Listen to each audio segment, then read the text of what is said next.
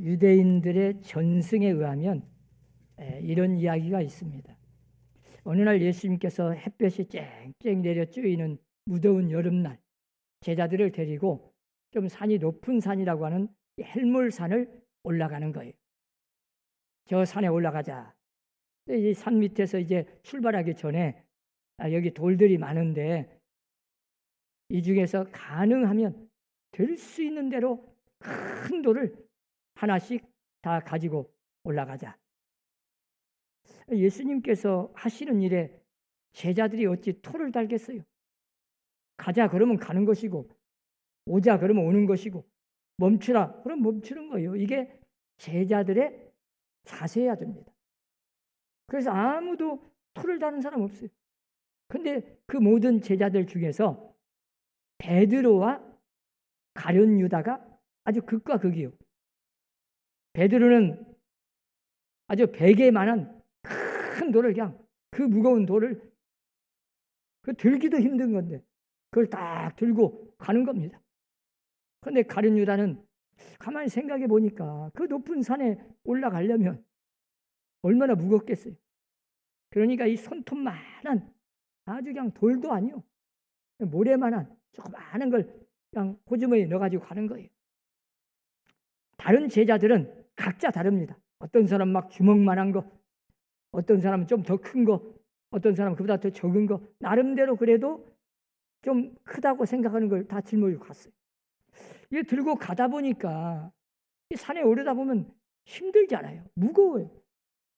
그러니까 제자들 중에서 좀 무겁다고 느끼니까 가다가 돌들을 내버리고 조금 더 가벼운 걸로 바꿔버려요. 제자들이 다 그래서 가다 또 무거우면 또 내가 이렇게 꼭 무거운 걸 가지고 가냐 또 바꿔. 그런데 끝까지 처음부터 마지막까지 가지고 간 사람이 가룟 유다와 베드로예요. 베드로는 그 무거운 걸 땀을 뻘뻘 흘리면서도 끝까지 그 돌들을 가지고 와. 가룟 유다도 아주 그냥 웃으면서 그 조그마한 돌 뭐 무거울 것도 없죠. 가지고 갔어요. 산에 딱 올라가서 다 돌들을 내려놔라. 그래놓고 예수님이 기도하시는 거예요. 딱 기도하시니까 딱 눈을 떠보니까 그 돌들이 떡이 된 거예요. 다 떡덩이가 돼서 자기가 가져온 것 먹으라 하니까 다른 사람들은 다 쳐다보고 있어. 가룟 유다는 먹을 것이 없어. 베드로 입만 쳐다보고 있어.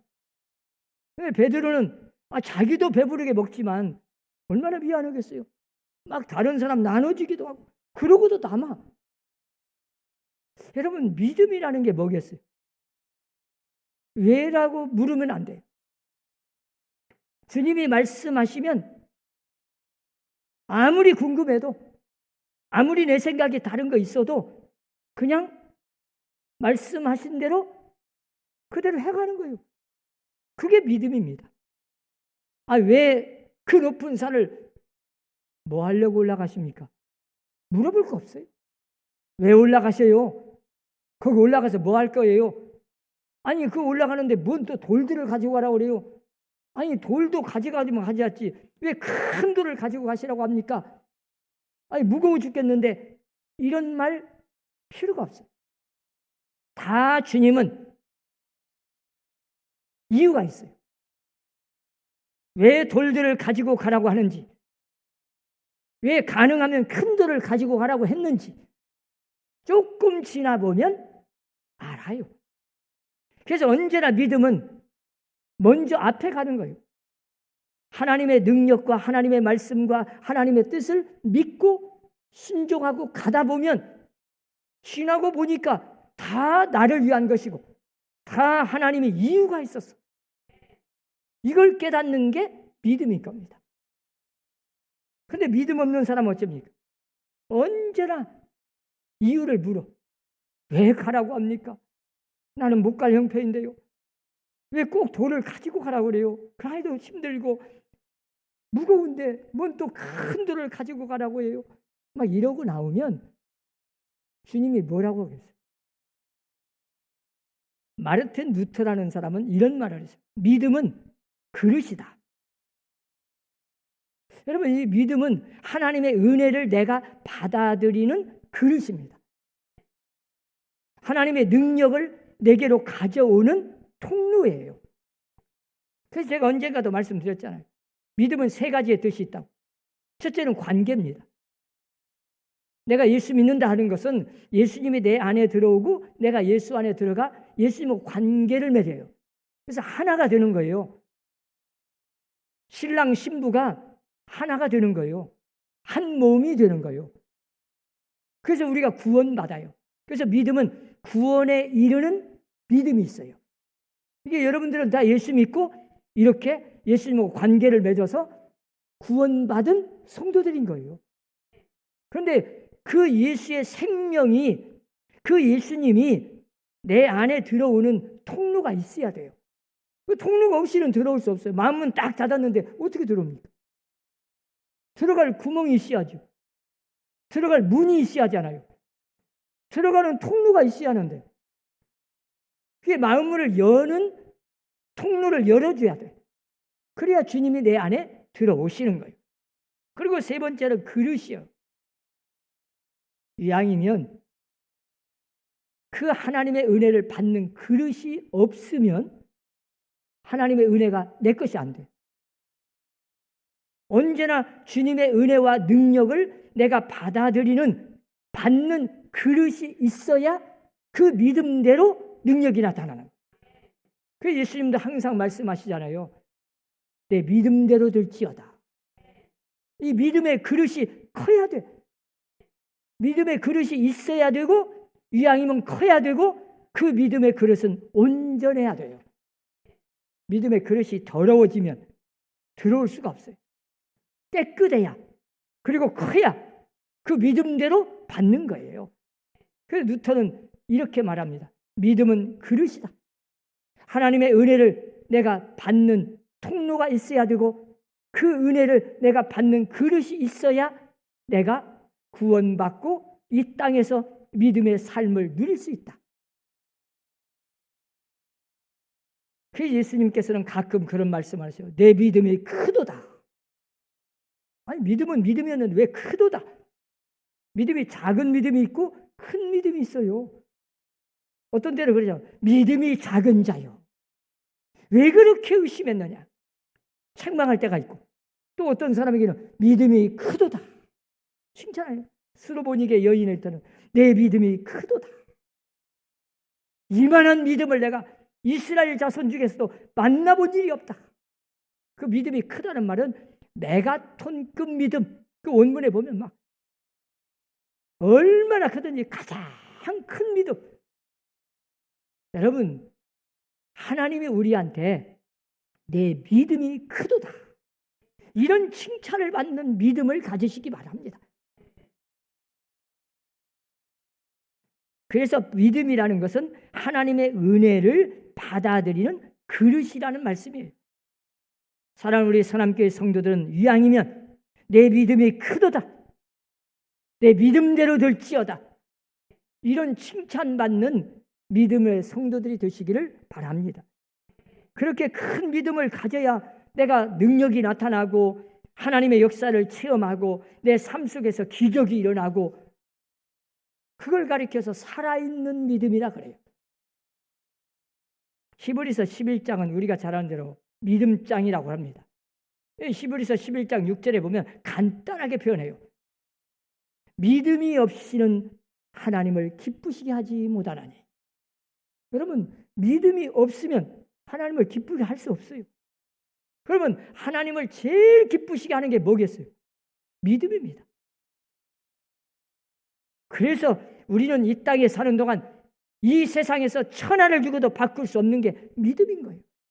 자, 이런 믿음, 이왕이면 큰 믿음, 하나님을 기쁘시게 하는 그런 믿음의 성도들이 되시기를 바랍니다. 나머지는 다 뭐냐? 우리는 믿음만 있으면 돼요. 모든 일은 하나님이 하셔요. 그래서 믿음으로만이 인격 대 인격을 만날 수 있는 것이고 믿음으로만이 사랑할 수 있는 거예요. 여러분, 사랑한다 하면서 의심하면 그건 믿음이 아니에요. 믿는다고 하면서 사랑하지 않으면 그건 가짜 믿음이에요. 우리가 고린도전서 13장 7절에도 보면 사랑은 모든 것을 믿으며 그러잖아요. 정의를 내렸잖아요. 믿는다는 것은 곧 사랑하는 거예요. 사랑한다는 것은 곧 믿는 거예요. 그래서 하나님은 우리에게 제일 믿음을 요구하는 거예요. 하나님을 사랑하는 증거가 뭐냐? 믿는 거예요. 하나님이 살아계시고 하나님은 나를 사랑하시고 나를 도와주시는 분이다. 믿으니까 순종하고 따르는 거예요. 믿지 못하고 의심하면 왜 이걸 뭐 하려고 돌을 가지고 가라고 그러지? 안 가지고 가버려. 그건 믿음이 없는 거예요. 그런데 오늘 본문에 보세요. 예수님께서는 이 여인에게 이렇게 말씀해요. 딸아, 내 믿음이 너를 구원하였으니 평안히 가라. 내 병에서도요 건강할지어다. 이 얼마나 귀한 복음입니까? 아마 이 여인에게는 그렇게 기쁜 소식이 없을 거예요. 딸아, 내 믿음이 너를 구원하였으니. 예수님께서 내 믿음이 너를 구원했다 그렇게 말씀하시지 않았어요. 너의 믿음이, 네 믿음이 너를 구원했다. 이제는 평안히 가라. 내 병에서도요 건강할지어다. 참 나의 능력과 나의 은총은 여기에 얼마든지 있지만 네게 이 은혜와 능력을 받아들일 그 통로와 그릇이 없었다면 어떻게 되겠냐? 내 것이 안 돼요. 내게 올 수가 없어. 그런데 이 여인에게는 그 믿음이 있었어요. 잘 보세요, 여러분. 예수님의 옷자락에 손을 대기만 해도 내 병은 나을 것이다. 나는 구원받을 것이다. 확실한 믿음을 가지고 만진 거지. 얼마나 간절한 마음으로 살짝 만졌어요. 예수님의 옷자락에 손만 대도 그분은 하나님의 아들이요 전능하신 분이요 이미 소문을 들었어요. 교부인 유세비우스의 말에 의하면 이 여인은 저 가이사라 빌립보에서 왔어요. 너무 먼 데서 왔어요. 소문을 듣고. 그 여인이 어떤 사람입니까? 12년 동안 하혈을 하면서 계속 피를 쏟아요. 혈루증이라는 의학적인 용어지만 지금으로 말하면 암입니다. 부인병 암. 어떻게 보면 참 불쌍한 사람이요. 다른 사람이야. 장님도 와서 내 눈을 뜨게 해주세요. 얼마든지 할 수 있습니다. 그 어떤 병자도 나 이런 병이 걸렸는데 내가 이렇게 어려운데 여기가 아픈데 좀 만져주시고 나에게 안수해 주시고 고쳐주세요. 할 수 있어. 근데 이 여인은 그럴 수가 없어요. 너무 부끄러워요. 말을 할 수가 없어요. 누구한테도. 자기만 알아. 너무 고통스럽고 너무 힘들어. 그래서 나아보겠다고 병원은 병원, 의사는 의사 다 찾아봤어요. 다 가봤는데 12년 동안 있는 재산 다 허비해버렸어요. 그것뿐입니까? 조금이라도 병이 좋아져야 되는데 오히려 병은 더 악화되어 가지고 이제는 갈수록 몸이 쇠약해져서 이제 죽을 수밖에 없어요. 마지막으로 소문을 듣고 예수님께 찾아온 거예요. 예수님 앞에 왔는데 사람들은 많지요. 다른 사람 같이 앞에까지 와가지고 예수님 내가 이렇게 좀 여기가 아픈데 좀 치료해 주세요. 이럴 수 있어야 되는데 누구한테 그런 말을 합니까? 아무한테도 말할 수가 없어요. 예수님 앞에도 차마 부끄러워서 말을 할 수가 없는 병이에요. 그래서 생각해낸 것이 뭡니까? 예수님은 하나님의 아들이요 죽은 자도 살려냈다는데 내 마음을 아시고 내 병도 아실 것이고 내 비밀도 아실 것이고 주님만은 내 마음을 아실 테니 주님의 옷자락에 손을 대기만 해도 주님은 능력이 많으셔서 내가 치유받고 내가 건강을 얻고 내가 구원받을 것이다. 이런 믿음으로 만진 거예요.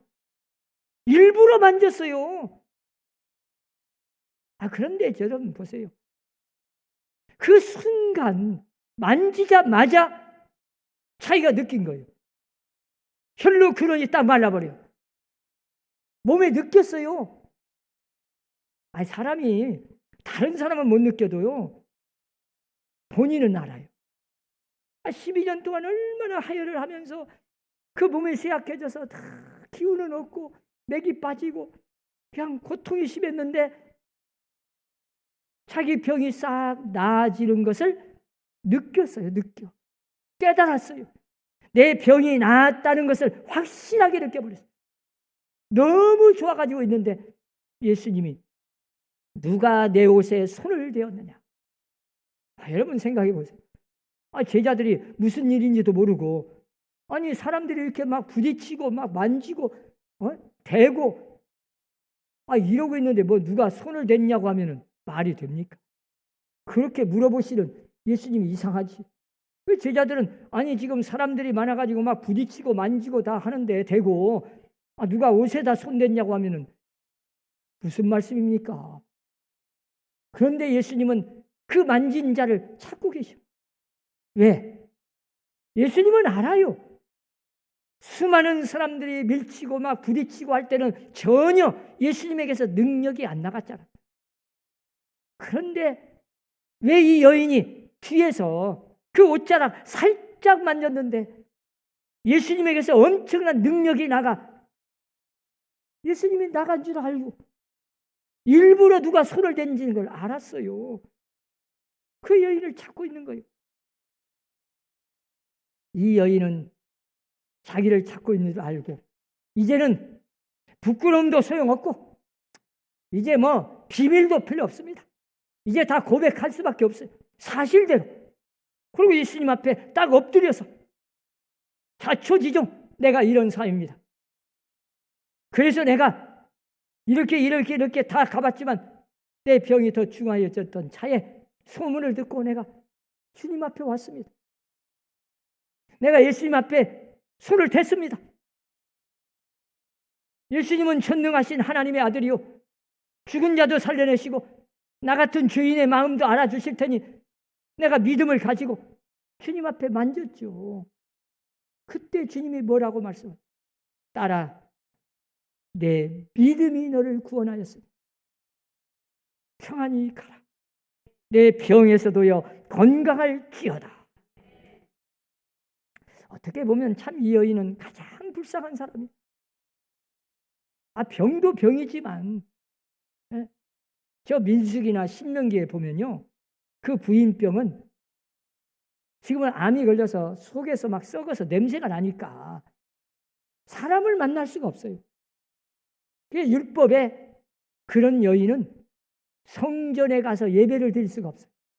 성전에 들어갈 수가 없어요. 성전에 들어가는 걸 금해버렸어. 왜? 냄새나고 부정하다고 해서.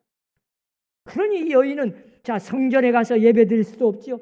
사람을 만날 수도 없죠. 이제는 가족, 친척, 친구도 없습니다. 그냥 홀로 외롭게 고독하게 병과 싸웠는데 12년 동안 싸워봤는데 희망이 없어. 병만 더 악화되어 날마다 피를 쏟아요.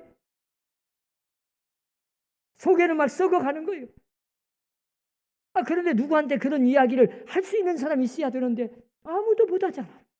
얼마나 애타고 외롭고 고독하고 괴롭고 힘들고 이런 상황 속에서 예수의 소문을 들은 거잖아요.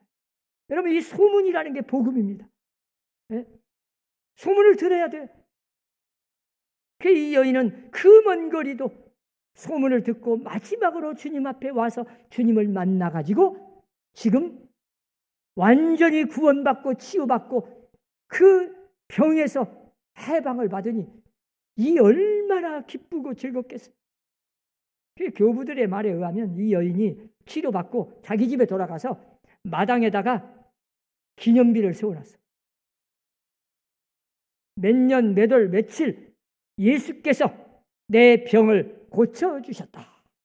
그리고 써놓고 사람들을 만날 때마다 사람들이 오는 사람마다 자기의 간증을 하면서 자기의 체험담을 이야기하면서 복음을 전하다가 세상을 떠난 사람, 끝까지 주님을 증거하다가. 여러분, 이 여인은 어떻게 보면 참 가장 불쌍한 여인이었지만 예수님을 만나가지고, 아니 그 간절한 믿음으로 예수님의 옷자락에 손 한 번 대가지고 치유받고 건강함을 얻어서 행복한 삶을 누렸잖아요. 사랑하는 우리 서남교회 성도 여러분들도 이 여인처럼 주님께서 말씀하기를 내 믿음이 너를 구원하였으니 평안히 가라. 내 병에서도요 건강할지어다. 이런 하나님의 음성을 여러분도 다 들을 수 있도록 그런 믿음의 소유를 가지고 이 땅에서 살아서 능력 있는 신앙생활하는 성도들이 되시기를 주의 이름으로 축원합니다. 기도합시다.